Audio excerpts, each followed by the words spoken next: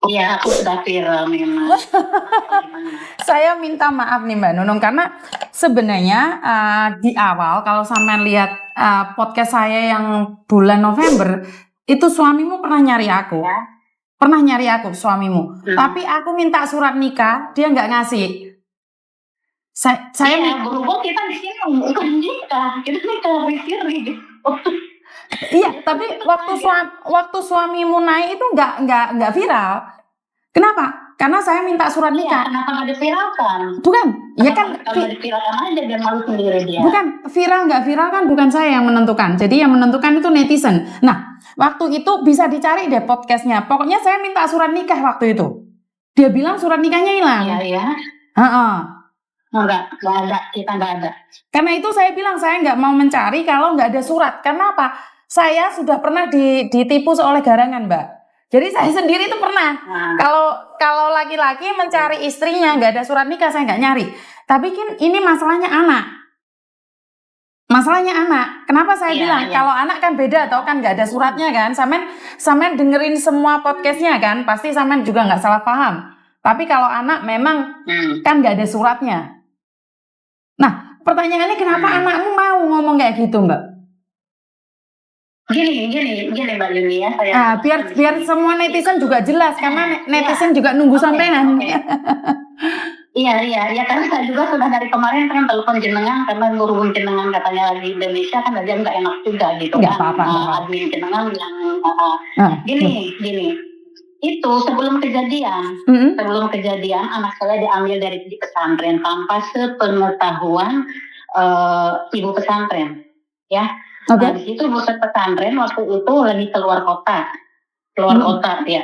Nah terus telepon saya, boleh katanya anak-anak boleh diambil sama bapaknya, katanya anak-anak ngomong semua, katanya bahkan diseret-seret, katanya tapi yang besar nggak mau, katanya karena yang besar kan mungkin udah ngerti gitu kan karakter bapaknya kayak apa seperti itu kan. Dapatlah yang kecil. Dengan alasan yang kecil itu kan lagi gudikan katanya. Emang dia gudikan.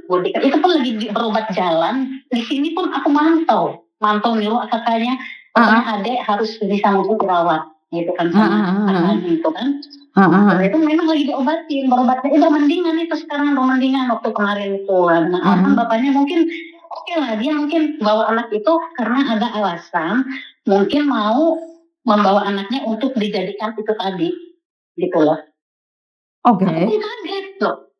Kok bisa seperti itu, aku bilang gitu ya, aku nggak tahu, boleh aku ada di sini sekarang, aku dari luar kota gitu kan, gitu anak diambil sama bapaknya tanpa sepengetahuan aku juga gitu kan. Nah di situ aku langsung telepon anakku yang besar, udah aku bener gini gitu kan. Iya mah gini anakku sampai nangis, gimana aku juga takut. Nggak usah takut, kamu harus kuat di situ, kamu udah besar, aku bilang, kamu bukan adik, aku bilang gitu kan. Jadi sekarang jadi sekarang Mbak di situ harus menunjukkan, Mbak itu harus sukses, gimana caranya mama di sini untuk membiayai Inde sama Ade di situ. Tapi masalahnya Mama aku takut kasihan Ade, takutnya gimana aku denger kok Mah YouTube-nya jadi itu yang ditonton itu Mah, aku juga sedih katanya. Sabar ya Mah, malah bilang gitu dia. Iya nggak apa-apa, Mama udah nggak apa, udah terlanjur, aku bilang gitu, nggak apa-apa. Yang penting intinya Mbak di situ nggak apa-apa. Dan di situ dan doa juga mudah-mudahan ada yang nggak diapa-apain sama ayah. Itu anakku ditekan sama bapaknya, suruh kayak gitu lah, kayak kemarin gitu loh. Nah awalnya sebelum terjadi Mbak Yuni, awalnya itu mbaknya yang disuruh, kamu harus mau katanya, kamu bikin video nanti buat ke Mbak Yuni gini gitu kan ya.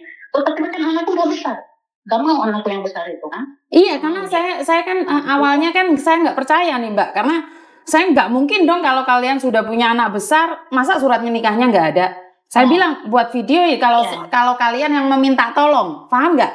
Kalau anaknya sadar pasti kan nggak minta tolong. Masih ingat kejadian yang di Arab Saudi itu anaknya dua-duanya minta tolong sama pemerintah, ibunya itu dijadikan PSK.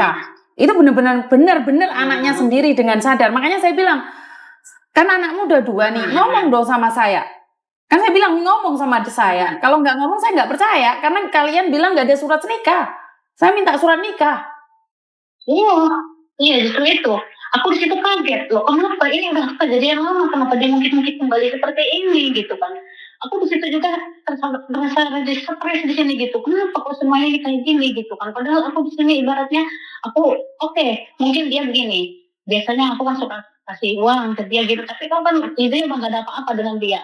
Taruhlah aku kasih ke ibu pesantren, itu kan benar secara aku seperti Betul, itu. betul, Jadi, betul. yang ngatur yang di pesantren itu gitu. Betul, betul. Anak aku, Betul. anak aku di situ nggak pernah pegang HP. Betul. Satu, nggak pernah pegang HP. Karena HP cuma 1 kali seminggu dikasihkan. Enggak, dia setiap hari memegang HP dan dia pun nggak tahu namanya nomornya Mbak Yuni kan gitu. Nah di situ bapaknya mesti telepon jenengan terus kan. Nah dia mau cari cara gimana supaya anak bisa diambil untuk diwawancara nantinya. Dia kasih tahu dulu sama dia. Taruhlah anakku tuh tertekan yang kecil itu gitu loh. Oke, dan kemarin saya mau kirimin uang 500 loh Mbak Nunung, tapi nomor rekeningnya mati Mbak. Jadi saya nggak bisa, masih Ya, belum mati kirim. lah. Gimana? Ya mati lah, karena kenapa? Ya mati mungkin, karena kan dia satu dia pemalas, gak mau kerja. Coba kalau dia mau kerja mungkin diisi lah itu rekening. Biasanya kan saya yang isi itu. Gitu loh. Oh iya, masih beruntung ya, karena uang itu memang diprioritaskan pada orang yang Iya, membutuhkan ya. Makanya Allah tuh maha tahu kan kayak gitu Mbak Yuni. Iya, saya langsung mau ngirimin loh Mbak, bener. Itu saya mau langsung ngirimin loh. Tapi saya masukkan 3 kali nomor rekeningnya pasif. Artinya adalah lebih dari 6 bulan atau lebih dari 3 bulan tidak dipakai nomor rekeningnya. Makanya saya nanya loh, Dok, nomor rekeningnya nggak bisa loh, nggak bisa loh. Oh, iya Miss, tak tanya lagi.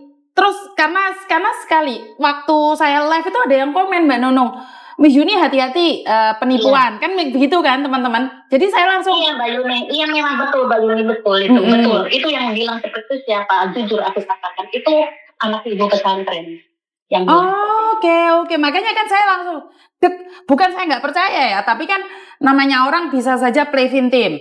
Saya kan nggak tahu nih Mbak Nunung ya, karena saya kan cuman menerima curhatan.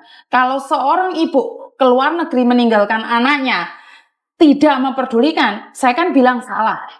Tapi pasti ada alasannya dong. Seorang ibu kenapa tidak menghubungi anaknya? Kan saya nanya ini. Saya nanya, pasti ada alasannya. Dan saya tidak bisa ikut campur dalam rumah tangga seseorang. Karena kan saya nggak tahu apa yang terjadi. Nah, pertanyaan saya Mbak Nunung, sama nikah berapa lama sama dia? Iya. Sama nikah berapa lama? Sama nikah berapa lama sama dia? Aku nikah berumah tangga aku 13. 13 masalah pribadi ya. 13 apa? Itu mungkin masalah 13 tahun. Sama dia? Sama dia? Oh, berarti dia nggak bohong ya, karena dia bilang sama saya 13 tahun bersama sampean. Tapi saat saya minta surat nikah nggak ada. Nggak ada, memang kita nggak nikah resmi. Memang aku sebetulnya aku dari dulu minta surat resmi ke dia, tapi dia nggak kasih. Mungkin Allah udah kasih jalan, mungkin dia memang orang nggak terbaik dari aku, bukan orang terbaik untuk aku kayak seperti itu. Oh, jadi sama pernah minta nikah sama dia dan dia tidak mau? Tidak mau dia tidak mau. Tapi ini anaknya dia atau anak dengan suami pertama?